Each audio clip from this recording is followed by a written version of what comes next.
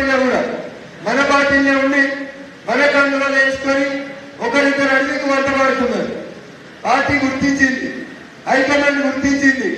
ఎందుకంటే చంద్రశేఖరరావు అనేటోడే ఫ్లగ్గులు పెట్టి ఎవరితో మాట్లాడుతున్నారో వింటుంటే మనం వినడానికి రాదా? వస్తుందా రాదా? అప్పుడే వస్తుందా రాదా?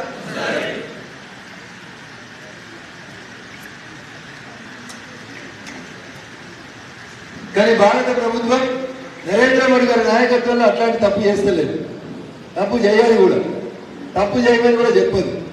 ఎందుకంటే సంస్కృతి సంస్కారం కలిగినటువంటి పార్టీ. కోడలు ఫోన్ అల్లుని ఫోన్ అని ఎవరైనా చెప్తాడా? ఆఖరికి పిల్లల ఫోన్ కూడా ఇవ్వమంటారా? కుటుంబ సభ్యుల ఫోన్ కూడా ఇంటాడా ఎవరైనా? చంద్రశేఖరరావు అనేటోడు ఇన్నాడు. ఎవడు ఇన్నాడు? అల్లుడు హరీష్ ఫోన్ కూడా ఇన్నాడు. అందుకనే వాడు బట్టబాలి మాటలు మాట్లాడిందని 6 నెలలు మంత్రి పదవి కూడా ఇవ్వలేదు. ఇచ్చిండా? ఇవన్నీ వాస్తవాలు. నేనేదో కడుపు ఉపసంతో చెప్తలేను ఆయన మీద. ఇవన్నీ వాస్తవాలు. కానీ ఒకటే ఒకటి అర్థం చేసుకోవాలి. ఈ జిల్లా మీద ఈ జిల్లా మంత్రిగా పనిచేసినటువంటి హరీష్ రావు అనేటువంటి పెత్తనం పోకపోతే దుబ్బాక ఎప్పటికీ కూడా ఇట్లా వెనుకబడి ఉంటుంది. అందుకని మీరు అర్థం చేసుకోండి. నేను ఎవరు గజ్వేల్లో చెప్పిండు, గజ్వేల్ డెవలప్మెంట్ ని రఘునందన్ ఆపుతున్నాడు. అది ఎప్పుడైనా గజ్వేలకు పైసలు చేద్దాను అన్నమా మనం? రఘునందన్ అన్నాడా? గజ్వేల్కి వచ్చింది మాకెందుకు రాదు అన్నాడు తప్ప గజ్వేల్కి ఎందుకు ఇచ్చినామని ఈ రోజు దాకా మాట్లాడలేదు.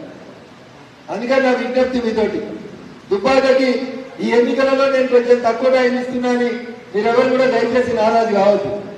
ఎందుకంటే 3 ఏళ్ళు మీతో కలిసి పనిచేసిన సందర్భంగా మీరందరూ కూడా నేనే రఘునందన్ అని గొప్పగా పనిచేస్తారనేటువంటి సంపూర్ణమైనటువంటి విశ్వాసం నాకుంది.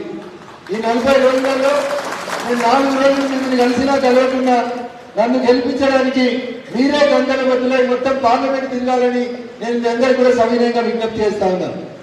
దాదాపు 1200 ఊర్లు, 2112 బూతులు తిరగలుగుతామా?